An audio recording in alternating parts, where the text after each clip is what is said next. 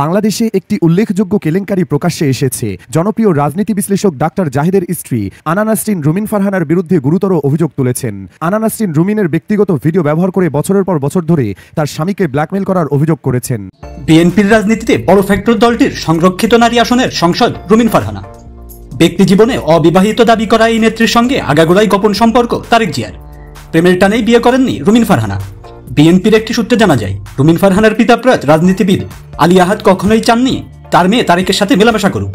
পিতার কথা মতো তার জীবদ্দশায় তারেকের সাথে মেলামেশা করেননি রুমিন ফারহানা। কিন্তু পরবর্তী সময়ে তারেক রহমানের প্রেমে পড়ে যান রুমিন ফারহানা। সেই প্রেম থেকেই রুমিন ফারহানা বিয়ে করেননি। বিএনপিতে কান পাতলাই শোনা যায়, বিজ্ঞানের ছাত্র হওয়া সত্ত্বেও ব্যারিস্টারি পড়েছেন বিএনপির রাজনীতিতে আসার জন্যই। উদ্দেশ্য ছিল তারেক রহমানের সান্নিধ্য থেকে ক্ষমতার স্বাদ নেওয়া। তারেক রহমান বিয়ে করে ফেলায় মন ভেঙে যায় রুমিন ফারহানার। সুপ্রিয় দর্শক, ভিডিওর অংশ বিশেষ দেখে বুঝতে পারছেন আজকের ভিডিও কোন বিষয় ইঙ্গিত করতে চলেছে এবং কতটা গুরুত্বপূর্ণ হতে চলেছে।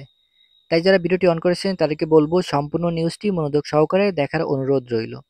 আর আমাদের এই চ্যানেলটিতে সবসময় এমন নিত্য নতুন গরম নিউজ ভিডিওগুলো আপলোড করা হয়। সেই ভিডিওগুলো মিস না করতে চাইলে অবশ্যই চ্যানেলটি সাবস্ক্রাইব করে পাশে থাকবেন। তাহলে চলুন আর কথা না বাড়িয়ে ধারাবাহিকভাবে সম্পূর্ণ নিউজটি দেখে আসা যাক। বাংলাদেশে একটি উল্লেখযোগ্য কেলেঙ্কারি প্রকাশ্যে এসেছে। জনপ্রিয় রাজনীতি বিশ্লেষক ডাক্তার জাহিদের স্ত্রী আনা নাসরিন রুমিন ফারহানার বিরুদ্ধে গুরুতর অভিযোগ তুলেছেন। আনা নাসরিন রুমিনের ব্যক্তিগত ভিডিও ব্যবহার করে বছরের পর বছর ধরে তার স্বামীকে ব্ল্যাকমেইল করার অভিযোগ করেছেন। তিনি দাবি করেছেন যে এই ভিডিওটি ব্যবহার করে ডাক্তার জাহেদকে বিভিন্ন অনৈতিক কার্যকলাপে বাধ্য করা হয়েছে, যার মধ্যে সংসদে বিবৃতি লেখা এবং বিদেশি দূতাবাসগুলিতে চাপ সৃষ্টি করা রয়েছে। তার মানে সাংবাদিক ইলিয়াসের কথা মিথ্যা নয়, হয়তো সত্যি সত্যি ডাক্তার জাহেদের সাথে রুমিনের গোপন সম্পর্ক রয়েছে। কিছুদিন আগেই সাংবাদিক ইলিয়াস হোসেন তার একটি ভিডিওতে ডাক্তার জাহেদকে রুমিন ফারহানার পার্ট টাইম স্বামী বলে মন্তব্য করেন। পরে আরেকটি পোস্টেও এ নিয়ে আরও তথ্য জানান। এবার একটি বিশেষ বিবৃতিতে আনা নাসরিন বিস্তারিতভাবে ঘটনাগুলির একটি ধারা বর্ণনা করেছেন, যা ইঙ্গিত দেয় যে কথিত ব্ল্যাকমেইল কমপক্ষে 2019 সাল থেকে চলছে। আনা নাসরিনের প্রদত্ত সার্বিক বর্ণনা থেকে বোঝা যায় যে ডাক্তার জাহেদ মূলত একজন ভিকটিম ছিলেন, যাকে রুমিন ফারহানা এবং বিএনপির কিছু সদস্য জামায়াত শিবিরের বিরুদ্ধে প্রোপাগান্ডা চালানোর জন্য ব্যবহার করেছেন। এই ঘটনাগুলির বৃদ্ধি এবং আনা নাসরিনের পরিবারের উপর এর ব্যক্তিগত প্রভাব কথিত ব্ল্যাকমেইল এবং রাজনৈতিক শোষণের মারাত্মক পরিণতি তুলে ধরে। নাসরিনের মতে 2021 সালের 21শে জুন তাকে একজন অজ্ঞাত সূত্র থেকে প্রথম জানানো হয় যে একজন রুমিন ফারহানা তার স্বামীর একটি ব্যক্তিগত ভিডিও ধারণ করেছেন। সূত্রটি অভিযোগ করে যে এই ভিডিওটি ব্যবহার করে ডাক্তার জাহিদের কাছ থেকে বিভিন্ন অনৈতিক সুবিধা আদায় করা হচ্ছে, যার মধ্যে সংসদীয় আলোচনায় প্রভাব বিস্তার করা থেকে শুরু করে বিদেশি দূতাবাস থেকে আমন্ত্রণ আদায় করা পর্যন্ত রয়েছে। অজ্ঞাত সূত্রটি আরও দাবি করে যে তাদের কাছেও একই ভিডিও রয়েছে। এই প্রকাশনার পর ডাক্তার জাহেদ তার সন্দেহ প্রকাশ করেন যে অজ্ঞাত আইটিডি সম্ভবত একটি গোয়েন্দা সংস্থার সাথে সম্পর্কিত। তিনি তার স্ত্রীকে মেসেঞ্জারে ভিডিও কলের মাধ্যমে বারবার ভিডিওটি দেখানোর চেষ্টা করেন, কিন্তু আনা নাসরিন নৈতিকভাবে অন্যের কোনো ব্যক্তিগত ভিডিও দেখতে অস্বীকার করেন। 24 সালের 6 বা 7 এপ্রিল পরিস্থিতি আরও স্পষ্ট হয়, যখন ডাক্তার জাহেদ অভিযোগ করেন যে তার একটি ব্যক্তিগত ভিডিও যা তার এক প্রাক্তন প্রেমিকার কাছে ছিল তা একজন প্রভাবশালী নেত্রীর হাতে চলে গেছে। নাসরিন জানান যে 2019 সাল থেকে তার স্বামী বারবার তার কথা ও আচরণে ইঙ্গিত দিচ্ছিলেন যে তিনি জিম্মি অবস্থায় আছেন। 2025 সালের 21শে জানুয়ারি চাপ আরও বাড়ে। বাংলা একাডেমিতে ব্রেইন আয়োজিত একটি আলোচনা সভায় ডাক্তার জাহেদ একজন প্রভাবশালী নেত্রীর চাপের কথা উল্লেখ করেন এবং তার স্ত্রীকে অনুষ্ঠানে না যেতে বোঝানোর চেষ্টা করেন। পরে তিনি নিজেও ওই আলোচনা সভা থেকে বিরত থাকেন। এই ঘটনা পরিবারে গুরুতর প্রভাব ফেলে। আনা নাসরিনের বড় ননদ মানে ডাক্তার জাহেদের বোন তার অফিসে ঘটনার ভয়াবহতা অনুমান করে একটি মাইন্ড হার্ট অ্যাটাকে আক্রান্ত হন এবং 2 দিন আইসিইউতে চিকিৎসাধীন ছিলেন। 2025 সালের 11 মে ডাক্তার জাহেদ তার স্ত্রীকে জানান যে তিনি ভীষণ বিপদে আছেন এবং তার সাহায্য প্রয়োজন, যদিও তিনি বিস্তারিতভাবে বলতে অক্ষম ছিলেন এবং আরও সময় চেয়েছিলেন। আনা নাসরিন জানান যে তিনি বুদ্ধিবৃত্তিক ডাকাতি প্রতিরোধের চেষ্টা করার পর 24 সালের 21শে জুন থেকে তার কাছে ক্রমাগত তথ্য আসতে থাকে যে তাকে সরিয়ে ফেলার পরিকল্পনা চলছে। 25 সালের 5 জুলাই এই খবর জানার পর আনা নাসরিনের বাবা স্ট্রোক করেন এবং 5 দিন সিএমএইচে চিকিৎসাধীন ছিলেন। পরে 25 সালের 11 জুলাই যখন আনা নাসরিন জিডি করার কথা বলেন, তখন ডাক্তার জাহেদ মিডিয়া ট্রায়ালের ভয়ে তাকে নিবৃত করেন। একই সময় আনা নাসরিনের অজান্তেই ডাক্তার জাহেদ তার ভাইবোন এবং রুমা নামের একজন বন্ধুর কাছে তাকে মানসিকভাবে অসুস্থ বলে চিত্রিত করতে শুরু করেন। 25 সালের 3 আগস্ট তিনি জোর করে তাকে মানসিক চিকিৎসক ডাক্তার নাসিম জাহানের কাছে পাঠানোর চেষ্টা করেন। আনা নাসরিন সন্দেহ করেন যে এটি একটি ভুয়া মানসিক সনদ তৈরির চেষ্টা ছিল এবং তিনি যেতে অস্বীকার করেন। গণমাধ্যমের সম্পৃক্ততায় স্পষ্ট হয় 25 সালের 2 সেপ্টেম্বর যখন 2016 সাল থেকে পরিচিত একজন সাংবাদিক আনা নাসরিনের সাথে যোগাযোগ করেন। তাদের কথোপকথনের সময় সাংবাদিক ডাক্তার জাহেদের ব্যক্তিগত তথ্য আদায়ের চেষ্টা করেন এবং পূর্বে তার সম্পর্কে বিভ্রান্তিকর তথ্য সরবরাহ করেছিলেন। নাসরিন নিশ্চিত করেন যে সাংবাদিকটি তার নাম ব্যবহার করে ইলিয়াস হোসেনের কাছে বিকৃত তথ্য পাঠিয়েছিলেন, যিনি ডাক্তার জাহেদকে ডাক্তার জাহেদ রুমিন ফারহানার পার্ট টাইম হাজব্যান্ড হিসেবে উল্লেখ করেছিলেন।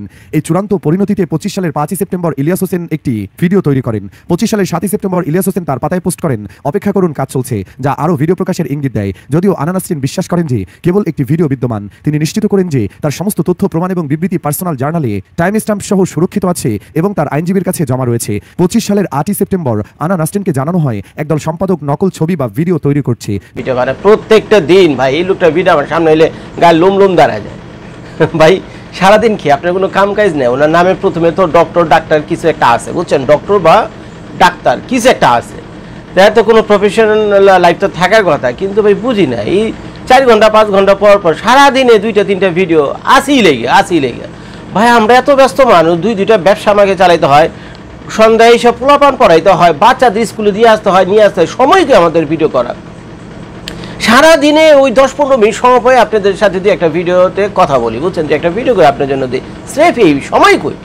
আর এদেরকে দেখি সারাদিন ঘুরে ঘরের ভিতরে ভিডিও বানায়, সারাদিন ঘুরে ঘরের ভিতরে ভিডিও বানায়।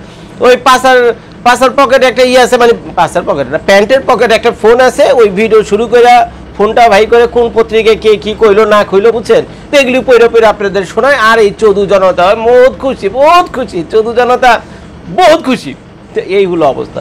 তো ডক্টর জাহেদুর রহমানের উপর এবার চড়া হয়েছে হলো ইলিয়াস হোসেন। আর ইলিয়াস হোসেন যাকে ধরে, যাকে থাবা দেয়, বুঝছেন, ইলিয়াস হোসেন যাকে থাবা দেয় আর রক্ষা নাই, বুঝছেন, আর রক্ষা নাই। তা আমাদের গোলাম মাওলা রনির, মানে তাকে তো নাম দিচ্ছিল আবার শখ করে নুনু। তো যাই হোক, এই নুনুর কাহিনী তো আপনারা দেখছেন, সেই নুনুর কাহিনী নিয়ে কি একটা বিশ্রী অবস্থা। তো যাই হোক, নুনুকে এখন ছেড়ে দিয়েছে, গোলাম মাওলা রনির এখন কোনো আলোচনা নাই, সমালোচনা নাই, মনে মাফ করে দিছে, ইলিয়াস ভাই মনে মাফ করে দিছে। তো দেখ, মাফ করে দেওয়া উচিত। এই লোকটার, যে পুরুষের নাকি নিজ দিয়ে শেষ হয়ে গেছে, যার মেশিন ঠিক নাই, যে পুরুষের মেশিন ঠিক নেই, ওর আর কি আছে দুনিয়া, তোর বেঁচে থেকে লাভ কি? যার মেশিন ঠিক নেই, পুরুষত্ব হলো মেশিন যদি না ঠিক থাকলে কেমনে কি, আমার তো মাথায় ঢুকে না। তো যেহেতু মেশিনই নষ্ট হয়ে গেছে গোলাম মাওলা রনির, এর জন্য আর মাফ করে দিছে, মানে অসহায় মানুষ, কি আর করার। মেশিন তো পয়সা দিয়ে ঠিক করা যাবে না, এই মেশিন পয়সা দেওয়া ঠিক করা যাবে না, এটা আল্লাহ তাআলার দেওয়ার নিয়ামত, এটা আল্লাহ তাআলা দেওয়া নিয়ামত। এই যে আপনারা বাংলাদেশে থাকেন না, লুঙ্গি বাহিনী, এই বাহিনী সেই বাহিনী, আর বাংলাদেশের চৌধু জনতা যারা আছে ভাই, আর কিছু না আছে, আল্লাহর দেওয়া একটা নিয়ামত আপনাদের আছে, সেটা আপনাদের মেশিন ঠিক আছে, আপনাদের মেশিন ঠিক আছে। যেখানে ভিডিওটা করতেছে না, কিছুক্ষণ আগেও মেশিনকে স্ট্রং করার জন্য বিভিন্ন পিল আছে আমার দোকানে, ওই ক্যাপসুল আছে, ওই একটু আগেও বেচলাম। তো ব্যাটারে ওইটা বেচার সময় জিজ্ঞেস করলাম, কি ভাই তোমার প্রত্যেক সপ্তাহে একটা করে মেশিন ঠিক করার এই ক্যাপসুল খাইতে হয়? সে বললো যে ভাই ভালো কাম করে, সারাদিন কাম কাজ করি, তো সারা সপ্তাহ কাম কাজ করে পরে আর দেখি ওটা ঠিকঠাক মতো কাম করে না, তো যার ফলে এক্সট্রা ভিটামিন দরকার, এটা এক্সট্রা সাপোর্ট দরকার। এটা এখন চিন্তা করে দেখেন, এক একটা ক্যাপসুলের দাম আমি যে বিক্রি করলাম $12 $13, তো বাংলাদেশি টাকা প্রায় 1,500 টাকা এক একটা ক্যাপসুলের দাম, একটু আগে কিনে নিয়ে গেল। তো এখন আপনাদের তো ভাই ক্যাপসুল খাইতে হয় না, এখন চিন্তা করেন আল্লাহর দেওয়া কত বড় নিয়ামত, আপনাদের সাথে আছে, এটা লই আপনাদের ঘুরতেছে। তো এখন এই তো গেল গোলাম মাওলা রনির কাহিনী, তো চ্যাপ্টার ক্লোজ, মাপসাপ করে দিছে। যাই হোক, ভাই মিলে যান, আমরা দুজনেই দেশি ভাই, কোনো সমস্যা নাই, সমানে ভিডিও বানান, আমরা এনজয় করি।